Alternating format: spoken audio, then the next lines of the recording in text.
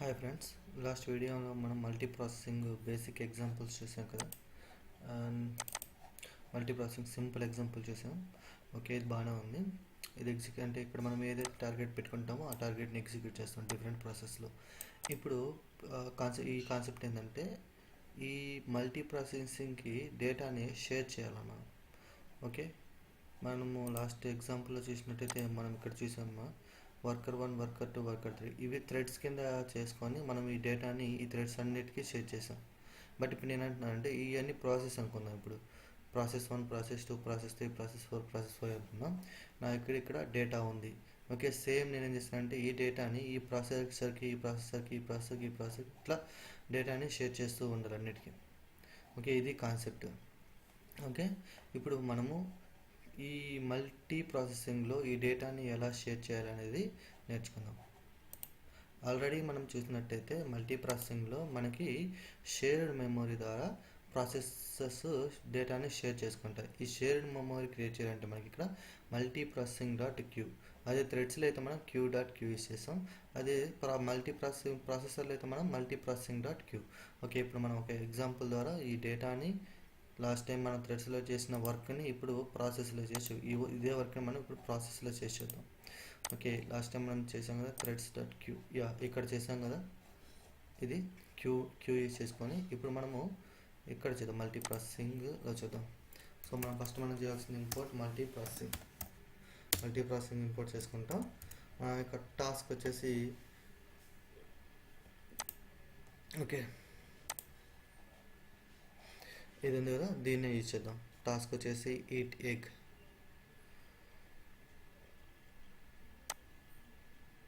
ఇది మన టార్గెట్, ఇది మన టాస్క్. ఓకే, నా ప్రాబ్లం టైం మాడ్యూల్ లేదు కాబట్టి ఇంపోర్ట్ టైం ఇంపోర్ట్ చేసుకుందాం. అండ్ ఓకే, ఇక్కడ మనకి ఓకే మళ్ళీ మీకు చెప్తాను. నెక్స్ట్ ఇప్పుడు మనం ఏం చేస్తామంటే ప్రాసెస్ని క్రియేట్ చేద్దాం. ఓకే, ప్రాసెస్ని క్రియేట్ చేయాలంటే మనకి ఏంది ఇఫ్లో if name equal to main అయితే ఇక్కడ మనం చేస్తాం. ఇప్పుడు మళ్ళీ మనకి మల్టీ ప్రాసెసింగ్ గురించి కదా, మల్టీ ప్రాసెసింగ్ క్రియేట్ చేద్దాం. Multi processing dot process process. దీని లోపల ఏంటంటే టార్గెట్ ఉంటుంది మనకి. Okay, target is equal. Okay, మీకు ఓకే ఇట్లా ఉంది కదా, మీకు దీనిలో సేమ్ ఇదే ఉంది కదా, థ్రెడ్స్ క్రియేట్ చేసుకున్నప్పుడు ఇది same as it is copy చేసేసండి అని ఇక్కడ పేస్ట్ చేసేసండి. ఇక్కడ వచ్చేసి P1 అనుకుందాం, ప్రాసెసర్ 1. ఇక్కడ థ్రెడ్ బదులు మనం చేస్తాం మల్టీ ప్రాసెసింగ్ డాట్ మనకి ఏం చేస్తాం ప్రాసెస్ PRO ఉంటుంది, ప్రాసెస్ యూస్ చేసి సరిపోతుంది. ఈ థ్రెడ్ అనేది చేస్తే మనం యాజ్ ఇట్ ఈస్ సేమ్ చేసాము. మనం జస్ట్ ఈ ఏరియాని మార్చాం మీదని కామన్. నెక్స్ట్ మళ్ళీ ఇంకోటి కూడా తీసుకుందాం, ప్రాసెస్ ఒకటి, ప్రాసెస్ 2 తీసుకుందాం. అండ్ ఈ ప్రాసెస్ 2లో ప్రాసెస్ 2 అని పెట్టుకుందాం. ఓకే, ఇప్పుడు మనకు వచ్చేసి ఇక్కడ ఉంది నేమ్ ఉంది అండ్ స్లీప్ ఉంది. ఇప్పుడు మనం ఏం చేయాలనుకుంటున్నాం, యాక్చువల్లీ డేటాని షేర్ చేయాలనుకుంటున్నాం. ఇక్కడ మనం ఏం చేస్తాం, ఫస్ట్ మేము డేటాని క్రియేట్ చేసాం కదా, సేమ్ ఇక్కడ కూడా మేము దీని లోపల యూజ్ చేద్దాం డేటాని. ఓకే, ఇక్కడ మనకి క్యూ బదులు ఏం చేయాలో మల్టీ ప్రాసెసింగ్ డాట్ క్యూ, అంతే కదా. ఇప్పుడు ఎగ్స్ ఉన్నాయి కదా, దీన్ని నేను ఇక్కడ పారామీటర్గా పంపిస్తాను ప్రాసెసర్కి. ఈ ప్రాసెసర్కి డేటా కదా షేర్ చేస్తున్నాం మనం. ఈ ప్రాసెసర్కి డేటా షేర్ చేసేటప్పుడు మన పారామీటర్స్గా పంపించాల్సి వస్తుంది. మీకు ఇక్కడ మనము చూసినట్టయితే ఇప్పుడు ప్రాసెసర్. ఓకే, ఇప్పుడు మనం ఈ యొక్క డేటాని ప్రాసెస్ 1కి ప్రాసెస్ 2కి షేర్ చేసేసాం. ఇప్పుడు మనం ఏం చేయాలా, P1ని స్టార్ట్ చేసేస్తే సరిపోతుంది. P1 start, P2 start and P1 dot join, P2 dot join. Okay, and final మనం చేస్తామంటే ప్రింట్ ఎగ్జిక్యూషన్ కంప్లీటెడ్.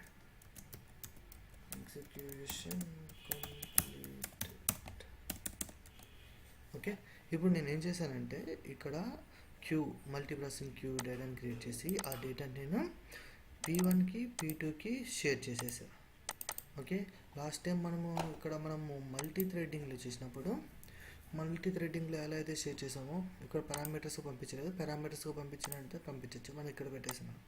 సేమ్ ఇప్పుడు ఇక్కడ మనం అదే చేసాం, సేమ్ యాజ్ ఇట్ ఈజ్. ఇప్పుడు రన్ చేసి చూద్దాం. రన్ చేసి చూసినట్టయితే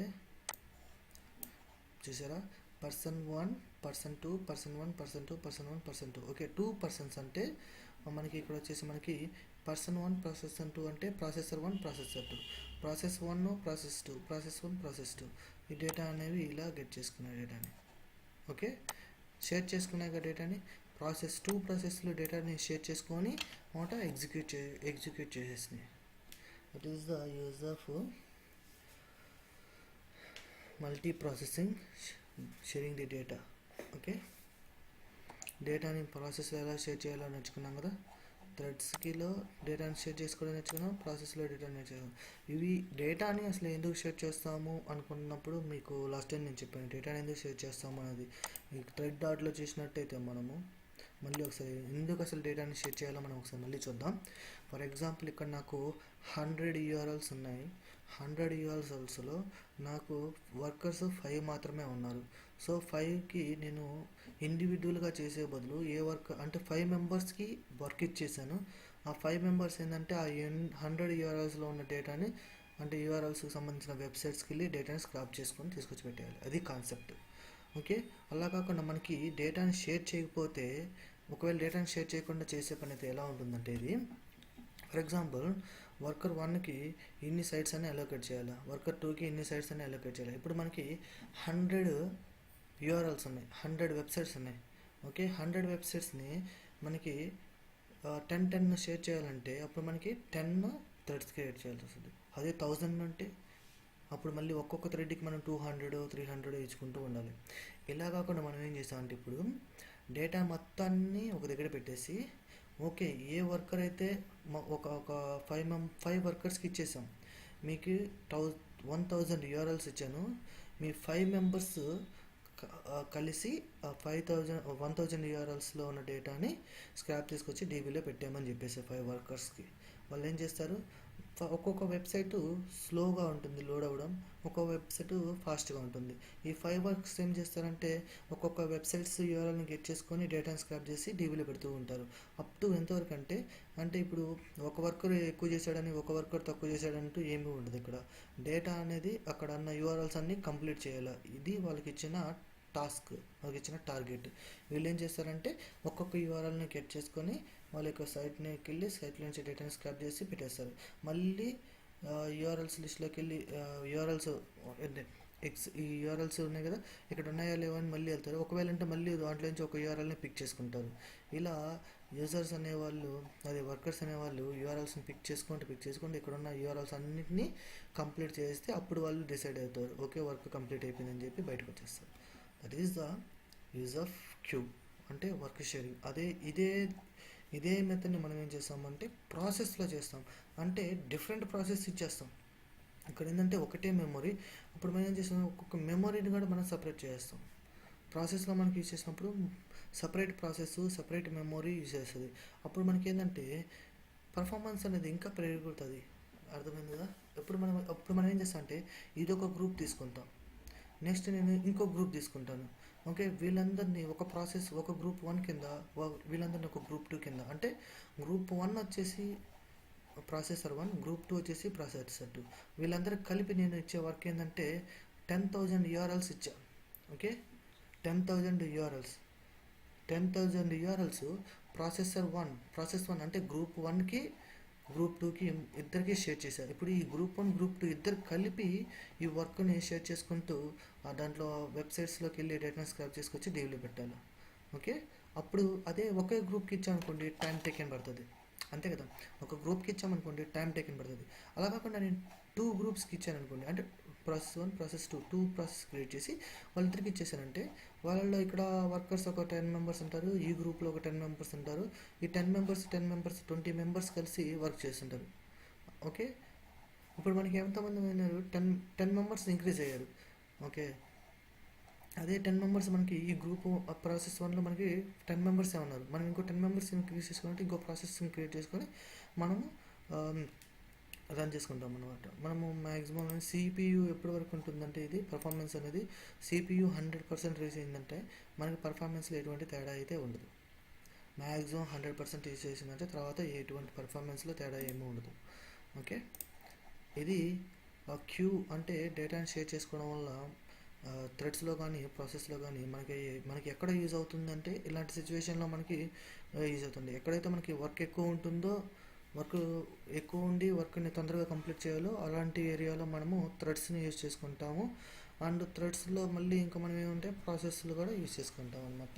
మనకి థ్రెడ్స్ యూజ్ చేసుకునే సిచ్యువేషన్ వచ్చినప్పుడు థ్రెడ్స్, అండ్ ప్రాసెస్ యూజ్ చేసుకోవాల్సి వచ్చిన సిచ్యువేషన్ వచ్చినప్పుడు ప్రాసెస్ యూజ్ చేసుకుంటాం. That is the use of threads and process. ఇక్కడతో మనకి thread concept, process concept complete చేసేద్దాం. అండ్ మీకు థ్రెడ్ లాక్ చూసాం కదా, సేమ్ ప్రాసెస్ లాక్ కూడా దీంట్లో కూడా అలాగే ఉంటుంది. ఓకే, ఇది ఇప్పటివరకు మనం చేసిన థ్రెడింగ్ ప్రాసెస్. ఓకే, ఇక్కడతో ఈ కాన్సెప్ట్ అనేది కంప్లీట్ చేస్తాను. మీకు రియల్ టైంలో మీకు యూఆర్ఎల్స్ తీసుకొని మీకు అక్కడ చెప్తాను. అప్పుడు మీకు క్లారిటీ అనేది వచ్చేస్తుంది. రియల్ టైం అంటే మనం ప్రాజెక్ట్ చేద్దాం దీని మీద. ఒక 100 యూఆర్ఎల్స్ తీసుకున్నాము. 100 యూఆర్ఎల్స్ని ఒక వర్కర్స్ కింద అంటే థ్రెడ్స్ కింద కన్వర్ట్ చేద్దాము. నెక్స్ట్ ప్రాసెస్ కింద కన్వర్ట్ చేసి ఎగ్జిక్యూట్ చేద్దాం. ఎంత టైంలో ఎగ్జిక్యూట్ అవుతుందో చూద్దాం.